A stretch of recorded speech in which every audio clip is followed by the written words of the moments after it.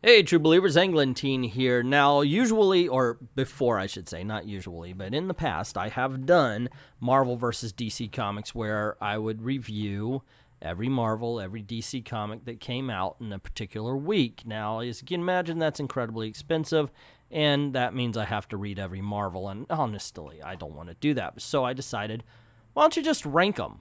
Rank the DCs, rank the Marvels that you do want to read, and let's see how it goes. See if the viewers like it. See if you guys like it. So, as you can tell, comic book covers are passing by right now. Guess what? These are the ones that are going to be reviewed today. I added a little extra. I wanted to do this last week, never got around to it, so I just added the reviews from there here and just kind of went with it. So I hope you guys liked this, really. And if I do have time during a week, I'll hit Marvel and maybe the Independents as well, but Independents, they don't go down so well, so more than likely that'd be a patron-only kind of thing. But, so, yeah, enjoy this, or not, I hope you do, and tell me what you think in the comments below if you like this particular format, because in all honesty, I'm going to read DC a lot more than I'm going to read Marvel, but, yeah, I would love to know your feedback. Anyway, let's get this party started. Thankfully, I didn't have any one-star books this week. The 2-star books, they're bad, but maybe they have a little saving grace to keep them from actually being awful. The Unexpected number 3. So, I've tried. I tried this book. I wanted to like it. I really did. The first one was okay. This is so wordy, and it's not even in a good way. If you say the same word over and over and over again, people are just going to focus on that, and this is what happens in the beginning with the dialogue. It's like 18 pages worth of dialogue and 2 pages of them doing something. I'm exaggerating, but not by much. And it's like the Rajama thing of the thingamabob is what's going with that, a who's a what's it's. It doesn't really matter. Add that to incredibly bad art, incredibly inconsistently bad art, and I'm sorry, the book just doesn't hold up, gang.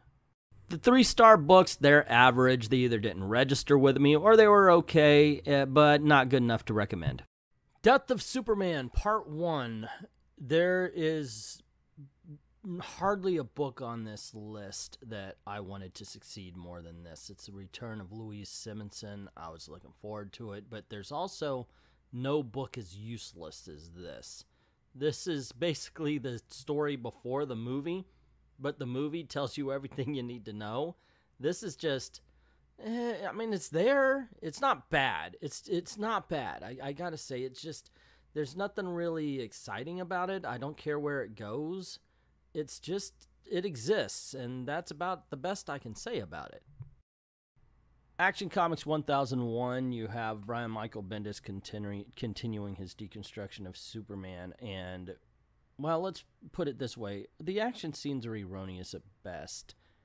We get a lot of dialogue where people or characters are just not acting like the characters would act, and we know this from, you know, years and years, decades of reading the characters. Of course, they always throw it in our face. This isn't written for you. Well, you know, we're the fans. Yeah, it is. And unfortunately, I think they're right on this one, because I don't think this is written for anyone but Brian Michael Bendis. Injustice 2, Chapter 69 comes across as a little bit fillerish, in my opinion. And you're going to get that when you buy a chapter-to-chapter. If you want any kind of characterization, you're going to have a couple of chapters that are just that, and that's this. It's all a setup to the wedding here. We've got a lot of weddings happening recently, and yeah, it's basically a walk through the sewer while they're talking about strange things and Killer Croc and him getting married. I mean, that's it. It's not bad at all, actually. It's enjoyable. It's just really slow. Nightwing number 47. So I like Nightwing. I've praised this book in the past. Not this time. Sorry, guys. But this whole thing with the VR villain, it's just boring. I'm sorry. You could tell I don't want to give this book a bad review, but I have to. You know, I mean, just like I said, it's dull.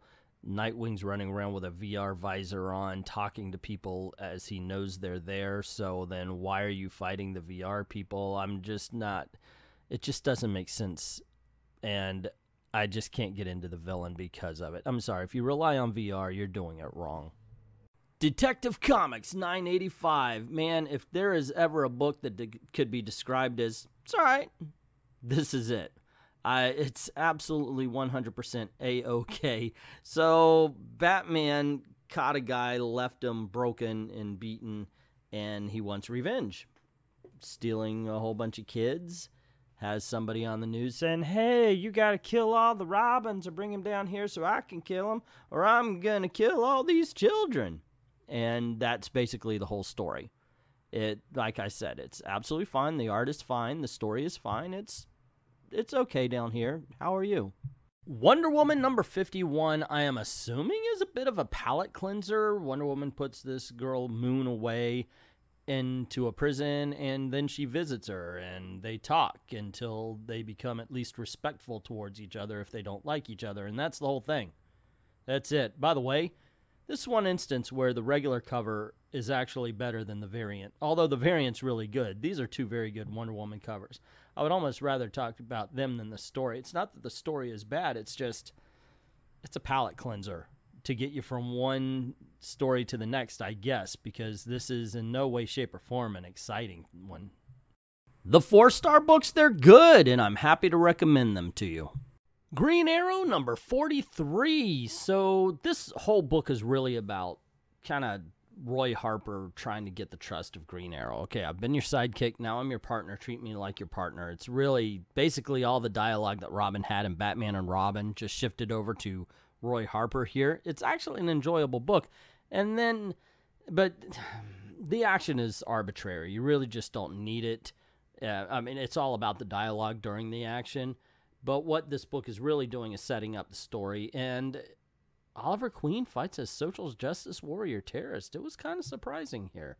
I got to admit, I kind of liked it. Silencer number 7. So it's executive action starring Silencer. So yeah, she's the whole Talia al Ghul thing's taken care of. She's on an airplane with her family and a little nervous that she's bringing her family into the danger, and ends up getting into a big-ass fight on an airplane. It's really like an hour-long action film or action TV show you might see.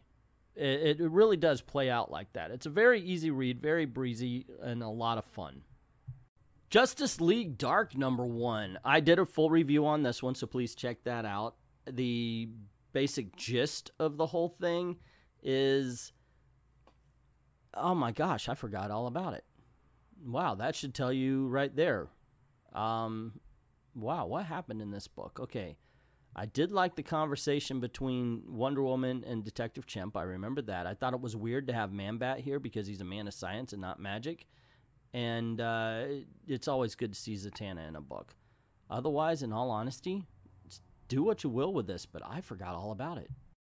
Doomsday Clock number 6. Get on with it already. Okay, each individual issue is okay. It's not bad. And this one, holy crap, there is a lot of Joker posturing. And we do get a little insight into Marionette. And I kind of dug that. I mean, it is not a bad story from issue to issue. But issue to issue is not moving the story forward. It's more interested in telling a one-shot story than to continue the narrative that the Doomsday Clock is supposed to be.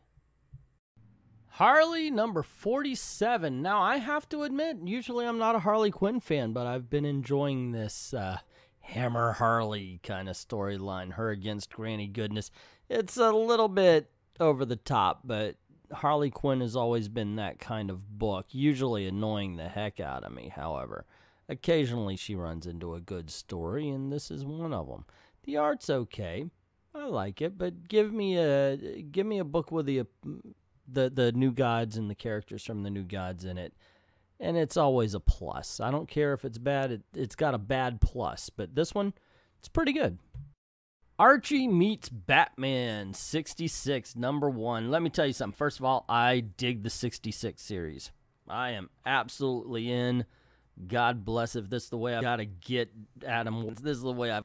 So basically, the villains say, hey, you know what? We're always attacking Gotham. Why are we attacking Gotham? Batman always stops us. Let's go somewhere where Batman isn't. And they go to Riverdale, that's the basic setup. And that's what happens here. It's all fight with Poison Ivy, and then the Bat villains coming to this realization. It is just too much fun. So we have Flash number 51, and this is, I guess it's an epilogue, because you could say it's the last chapter of Flash War. It's the epilogue, because it's like, oh, all this terrible stuff has happened, and now Wally is in pain, and it's told from the perspective of Iris West.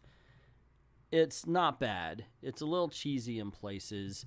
A lot of dialogue, a lot of story, you know. It's like, no, not so much character interaction. I do like the fact that he's really hurting, because a lot of times things get swept under the rug, but losing your family would not be that easy. The downside is that they mentioned the Heroes in Crisis, the Sanctuary thing, which has never been mentioned before, but it's like this casual thing now. And in the end, it feels like a commercial for that miniseries rather than a tag for the Flash War. Batman number 52. Let's face it, this is 12 Angry Men with Bruce Wayne. But I like the fact that he's arguing against Batman. But what he's saying is, okay, so hold on, wait a second. Maybe there's something I missed. All his arguments is showing that maybe he missed something as Batman. It's Tom King continuing to deconstruct the character, if you ask me. It's entertaining, it's enjoyable, but it's not without its flaws, I think. And it's a weird story to tell at this particular juncture after all the events that led up to and the events of Batman number 50. DC's Beach Blanket Bad Guys number 1. It's a one-shot, and it's also an anthology, so it's a bit of a mixed bag, but nothing here is bad. It's just less good to most good. So the central theme here is trying to humanize the bad guys, to get us to relate to them a little bit better. And at some point, sometimes we get the origin of the bad guys, not like how they became the villains, but what led them to have their train of thought, to have their mindset. And I kind of like that. I kind of like that insight into a villain's mind. The Curse of Brimstone, number 5. I've got to say, this is becoming one of my favorite of the new age of heroes, and that's not just because others are being canceled and it's just one of the last ones left. Seriously, this is a creepy show right here. It's definitely the Exorcist of new age of heroes. This takes place in the regular DC universe. This is out hellblazering Hellblazer. Seriously, this is a dang good book. And you have, they go into a town. It's basically Children of the Corn. They go into the town, and all the kids are demons now. I don't know, it's just pretty. Green Lanterns number 52. Man, Evil's Might is just shaping up to be a good story, isn't it? I like it so far, anyway. It's one of those things, it's just building up the tension. And I quite like it. I'm really expecting it to be another Guardian to be the big bad guy, and I hate the fact that Green Lantern always makes the Guardians seem weak. It's like, oh no, where are our Green Lanterns? But they're supposed to be these ultra powerful. You never get to see them really tear loose, and that's the one complaint I have about this book. I would just love to see the Guardians be the powerful creatures they are. So we have a new team in Teen Titans number 20. Robin's put them together because he thinks the JLA has gone soft, so he puts together a bunch of badasses. And a 1,000-year-old teen. I'm sorry, okay, but I don't know if it'd still be a teenager if you're 1,000 years old. Just saying, you may look like a teenager, but you're not a teenager anymore. You're 1,000 years old, but that's a nitpick. This is a fun and exciting book. Really. Granted, everybody's got attitude, so they really need to work on developing more characteristics for people, but so far so very good. Super Sons number 1. The boys are back in town, so says the cover, and let me tell you something, they are not lying. This is just tons of fun. Tomasi's back, and the parents are away, so basically Superboy and Damian will play. It starts off with a throwaway action scene that's pretty entertaining in itself, with a guy inventing something that makes a statue come to life, and when he gets caught, he's still like, just tell him I invented it. Tell him I invented it. I thought that was really cool. And the ending with the Kid Legion of Doom, just top notch. I can't wait to see where this one goes. I'm so happy to have Super Sons back. The Terrifics, number 6. Everybody knows this book is good. This isn't the issue that I'm going to go, hey, this art and writing is bad, stay away. No, it's actually pretty good. Now, granted, it's towards the end of a storyline, but it sets up another one. So, I guess it's not the greatest to jump on if you haven't read it. Well, actually, it kind of is, because it does start. You know what? Just read it. If you haven't read it, read it. If you have read it, you know this is mostly fighting because it's the end of one story, and it's exciting. It still manages to get character moments in it, and gosh darn it, it's just good. The 5-star books, they're excellent, the best of the best. They may not be Watchmen or Dark Knight, but damn, they get the job done. Hal Jordan and the Green Lanterns, the Green Lantern Corps, excuse me, number 49. This is just a ton of fun. This is a book where I started reading and before I knew it was over. I love that kind of book. It's the kind that just draws you right on in. It's a very action-packed book. I like the way they use Hammond to break down the Dark Star's telepathic link and everything. It's just so entertaining. It's pure fight, pure action. Even I was about to say right up to the end, but there's like 3 panels of dialogue and then right back to the fight while still getting character in. That is a feat, ladies and gentlemen. Mira, Queen of Atlantis, issue number 6. Let's face it, if you haven't picked up 1 through 5, this is not a book I'm going to recommend to you. However, I will recommend, if you haven't picked it up, to pick up the trade paperback, all 6 issues. However, you can get this story. This is the conclusion. This is the big battle between her and Orm to find out who gets the throne. If you've already seen my Aquaman review, you know who gets it. Let's face it, it's not called. Would follow a series, I think. I don't know. Could she control a series? I don't know. Either way, this 6 issues were pretty damn good, and this is a great ending to it.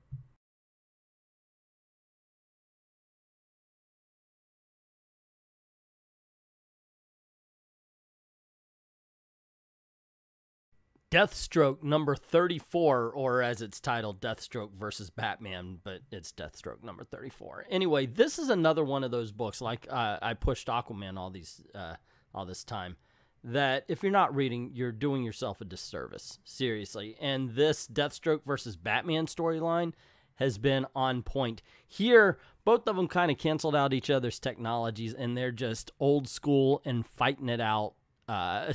Really, it's like street style.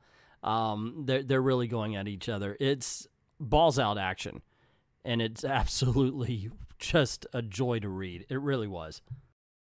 Aquaman number 38 is just really good. I'm sorry I like this series. God dang it, Kelly Sue, really. Anyway, I really do like this series. This is the conclusion of what has it been, like a year and a half this storyline has been going on? How is it that he can keep changing up the story in order to keep us so interested for that long? Now, it says you need to read Mira. You don't need to. You will get the ending if you have been reading that series first.